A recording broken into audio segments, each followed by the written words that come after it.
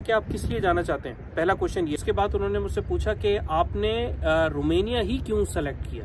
Embassy और consulate जो Dubai के अंदर है, आप उसके अंदर जाते हैं तो आपको बिठा दिया जाता है 4-5 लोगों के साथ। दोस्तों, आपके भाई का ये देखें, आ गया वीज़ा रोमानिया का। अगर ये वीज़ा मुझे मिल सकता है तो ये आपको भी मिल सकता है। मैं आपको ये बताता चलूँ कि इसके अंदर भरपूर इंटरव्यू हुआ है, यानी कि 5 से 7 मिनट का इंटरव्यू हुआ। ये इंटरव्यू बेस्ड वीज़ा होता है। इसमें विजिट के ऊपर जो वीज़ा अप्लाई करते हैं टूरिस्ट, उसका अलग होता है और वर्क परमिट का अलग होता है। अच्छा, होता ये है कि जब आप जो कि इनका एम्बेसी और कॉन्सुलेट जो दुबई के अंदर है, आप उसके अंदर जाते हैं तो आपको बिठा दिया जाता है 4-5 लोगों के साथ, ठीक है।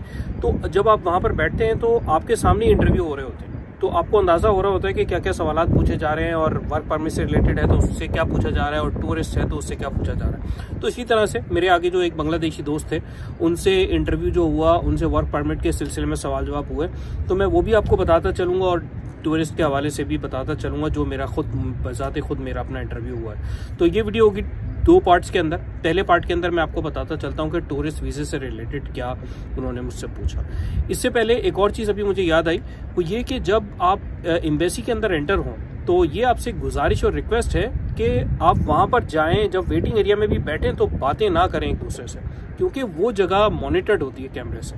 और अगर आप वहाँ पर दोस्ती यारी करते हैं, अपने सितारे मिलाते हैं दूसरों के साथ, तो वो एक बैड इंप्रेशन जाता है। तो एम्बेसी कुछ भी सोच सकती है, तो एहतियात करें इस चीज़ से। और जो फीस है जैसे 350, तो वो अपने साथ लेकर जाएं।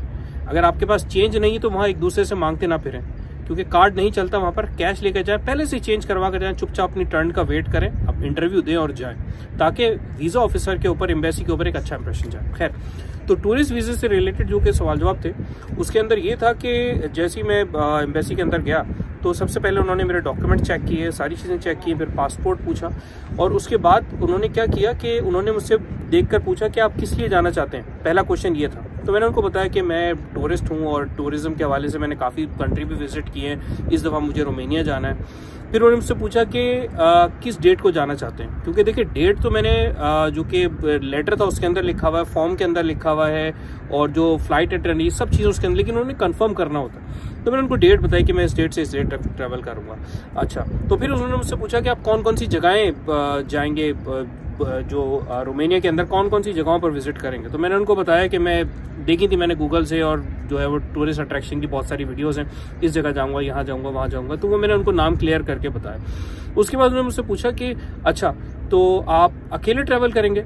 मैंने बोला जी, क्योंकि मैं अकेले ट्रैवल करता हूँ। तो उन्होंने कहा कि आप फैमिली है, फैमिली के साथ क्यों नहीं ट्रैवल करते, आप तो मैरिड हैं।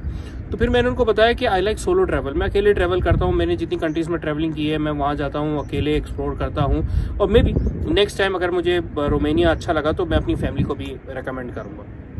अच्छा, फिर उसके बाद उन्होंने मुझसे पूछा कि आपकी जो वो सिर्फ रोमानिया जाएंगे तो आपसे जो बुखारेस्ट है उसके अंदर आप विजिट करेंगे, या आपने किसी और सिटी में भी जाना। तो मैंने बुखारेस्ट के साथ ब्रसोफ लिखा था। तो उन्होंने पूछा आप ट्रैवल कैसे करेंगे। तो फिर मैंने उनको बताया कि मैं ट्रेन से ट्रैवल करूँगा, नाइट ट्रेन है ट्रांसिल्वेनिया के लिए। तो मैं उस हवाले से बहुत सारी ट्रेन चलती हैं रात में, तो मैं one of the train select करके तो उससे जाऊँगा। अच्छा, तो फिर उसके बाद उन्होंने मुझसे पूछा कि आपने रोमानिया ही क्यों सेलेक्ट किया, कोई और कंट्री क्यों नहीं किया। मैंने कहा मैं रोमानिया को लाइक इसलिए करता हूँ कि बहुत ज़्यादा हिस्टोरिकल कंट्री है, और इसका कल्चर बहुत ज़्यादा वास्ट है, और इसके अलावा one of the best reason जो एक ट्रैवलर के लिए होता है वो ये होता है कि उसको चीपेस्ट फ्लाइट टिकट्स मिलती हैं, क्योंकि विज़ एयर ट्रैवल कर रही है तो वो बहुत ज़्यादा रीज़नेबल रेट्स मिल जाते हैं। तो ये जवाब उनको ठीक लगा। उसके बाद उन्होंने मुझसे पूछा कि आप एक और बात ये बताएं कि आपके पास क्या वैक्सीन सर्टिफिकेट है। तो क्योंकि पाकिस्तानी और ईरानी नेशनल के लिए पोलियो वैक्सीन सर्टिफिकेट होती है, तो उसकी रिक्वायरमेंट होती है। तो मैंने उनसे कहा जी हाँ, वो भी डॉक्यूमेंट्स के अंदर अवेलेबल है, वो आपको कहीं भी यूएई के अंदर मुख्तलिफ जो कि हॉस्पिटल्स मेडिकल्स होते हैं वहाँ जाके मालूम करें, तो वो आपको एक नॉर्मल सी वैक्सीन लगा देते हैं और सर्टिफिकेट दे देते हैं। खैर, तो ये सारे डॉक्यूमेंट्स जमा हो गए मेरे, और उसके बाद उन्होंने मुझसे कहा कि आपको ईमेल आएगी, और पासपोर्ट सारी चीज़ें जमा हो गई, वहाँ पर ईमेल आएगी, फिर आप आकर पिक कर सकते हैं। और जब मुझे ईमेल आई इनकी, तो उसके अंदर लिखा था कि मंडे, वेडनेसडे और फ्राइडे, इस दिन वो पिक कर, ठीक है। तो आइए अब आपको बताता हूँ कि वर्क परमिट से रिलेटेड क्या सवाल हुए, जो है मेरे प्यारे दोस्त एक बांग्लादेशी भाई के साथ हुए। अच्छा, तो वर्क परमिट से रिलेटेड जो मैंने सवालात सुने उसके अंदर सबसे पहला सवाल ये था, जैसे वो साहब जाकर बैठे, उनसे पूछा कि आपका पूरा नाम क्या है। उन्होंने अपना पूरा नाम बताया, फिर उन्होंने पासपोर्ट पे चेक किया, उनका नाम, उनकी शक्ल वगैरह मैच की। अच्छा, उसके बाद उनसे पूछा कि why you want to go Romania, आप रोमानिया क्यों जाना चाहते हैं। तो उसने कहा कि भाई मैं वर्क परमिट से रिलेटेड काम करने के लिए जाना चाहता हूँ। उन्होंने कहा अच्छा, तो यूएई में आप क्या काम करते हैं। उसने बताया कि मैं यूएई में ये काम करता हूँ। कितने अरसे से काम कर रहे हैं। इतने अरसे से काम कर रहा हूँ। अच्छा, आपकी सैलरी कितनी है यूएई के अंदर। उन्होंने बताया मेरी इतनी सैलरी है। अच्छा, और रोमानिया के अंदर आपकी कितनी सैलरी है। तो उन्होंने बताया इतनी सैलरी है। फिर उन्होंने पूछा आपके रोमानिया के अंदर एम्प्लॉयर का क्या नाम है।